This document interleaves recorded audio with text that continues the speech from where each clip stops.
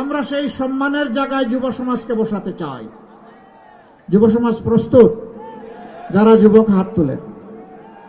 ও মা, সবাই তো দেখি যুবক। তাইলে যাও, আমিও তোমাদের সাথে যুবক ইনশাআল্লাহ।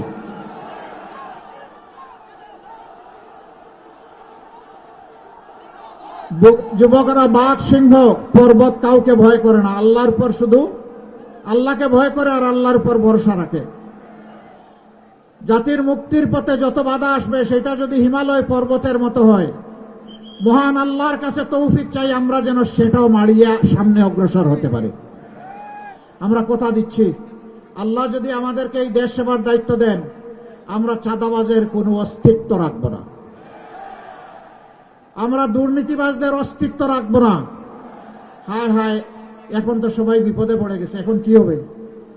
চাঁদাবাজ যারা, তাদেরকে বলছি ভাই এটা হারাম, এই কাজ ছেড়ে দাও, যা করেছে তওবা করো, পারলে সবার হক ফেরত দাও। ক্লিংকার বেশি থাকলে সিমেন্ট বেশি খাঁটি। আনোয়ার সিমেন্ট। এরপরে তোমাদের যদি কিছু না থাকে, আমাদেরকে আল্লাহ যা রিজিক দিয়েছেন তাই ভাগ করে তোমাদের সাথে খাবো, তবু আল্লাহর রাস্তায় তোমরা চাঁদাবাজি করো না। আমরা তোমাদেরকে শিক্ষা দিব, প্রশিক্ষিত করব, তোমাদের হাতেও ইনশাআল্লাহ মর্যাদার কাজ তুলে দেব। সেদিন তোমরা গর্বের সাথে বলবো আমি আর চাঁদাবাজ নই, আমি দেশ গড়ার কারিগর।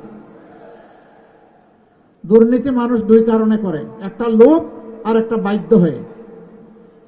বিশেষ করে সরকারি কর্মকর্তা কর্মচারী যারা আছেন, আমরা জানি বিভিন্ন ক্ষেত্রে বেতন কাঠামো এমন যে এর উপর জীবন ধারণ করা প্রায় অসম্ভব।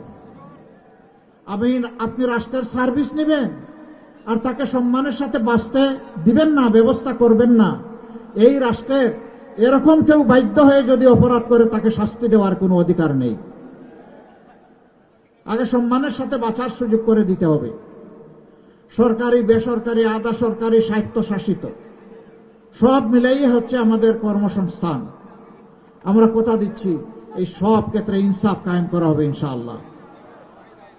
আরেকটা জিনিস আমরা সাফ করে বলতে চাই, আমরা সমাজে ইনসাফ কায়েম করব। সেই ইনসাফ, একজন সাধারণ শ্রমিক অপরাধ করলে তার যে আইনে বিচার হবে, যে শাস্তি হবে, রাষ্ট্রের প্রেসিডেন্ট এবং প্রধানমন্ত্রী যদি একই অপরাধ করেন তাদেরকেও ছাড় দিয়ে কথা বলা হবে না। একই আইনে একই অপরাধের একই শাস্তি তাদেরকেও ভোগ করতে হবে। বরঞ্চ